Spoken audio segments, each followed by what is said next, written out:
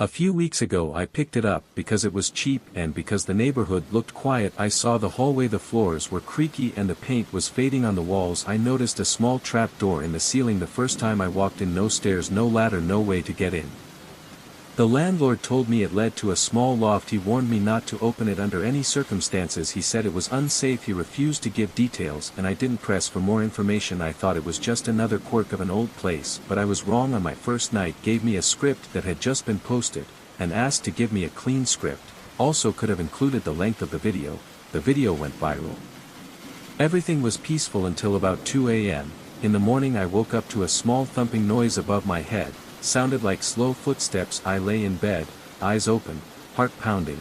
I try to convince myself it's just the old building settling down, then I hear a low shuffle. Someone shuffles a foot on the floor. I get up, turn on every light in the apartment and look around. My hands are sweating, my chest feels tight. I listen for a few minutes, only silence. Finally I go back to bed with nervous tension. The next night the sounds. This time they come earlier, around midnight. I hear something like 2T walking in uneven steps. The boards creak overhead. I stare at the ceiling. My mind races. My pulse feels strong and uncomfortable in my neck. I get out of bed, go into the hallway and look up at the trapdoor. The landlord told me not to open the door. He didn't give me a real reason. My curiosity is getting stronger by the second. I stand there barefoot in shorts and a t-shirt with my arms crossed, waiting for another sound. A dull scratching sound coming from the trapdoor. It sounds like sound of nails hammering into wood. My whole body tensed. I decided to try to ignore it for one more night. I went to the kitchen to drink some water and forced myself to lie down. I pulled the covers up to my chin and looked up at the ceiling. The noise would stop for a few minutes, then come back at some point.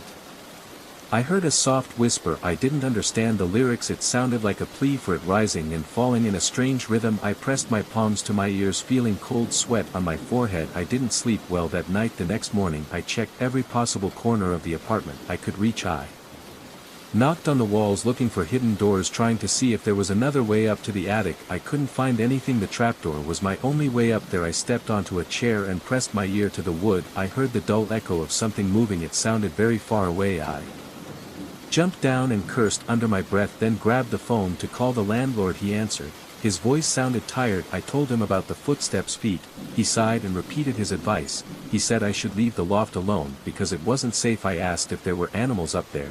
He said no. I urged him to explain, but he refused to talk about it. I felt a wave of frustration, but I stopped asking. I hung up, put the phone on the counter and looked up at the ceiling again. My stomach felt sick. I wiped my palms on my jeans and tried to think of something else. On the third night I was in a state of stress. I had trouble concentrating on my work for the day and I kept replaying the noises in my mind. That night the noise started again, but louder. There was a shuffling sound, a scratching sound, and a faint voice that sounded desperate. The voice had a hollow tone I could hear through the floor in the living room. I turned off the TV and stood under the place that seemed to be making the noise. My chest felt tight again. I could feel my heart pounding. I took a few slow breaths, but I felt my hands shaking. It continued for an hour. Every time I moved the noise seemed to stop then start again. At about 1 a.m. I heard a series of rapid tappings on the attic floor that made my skin crawl. I felt goosebumps on my arms. I ran out into the hallway and stared at the sound trap just above me. I grabbed a broom from the closet. I lifted it up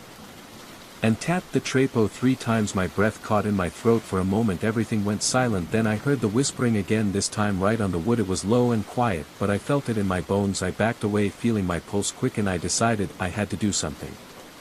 I went to the local hardware store the next day and bought a small ladder. I got home in the afternoon. The hallway was well lit and the place seemed harmless. In the daytime I set up the ladder under the trapo. My intention was to see if there was a latch or lock on the door.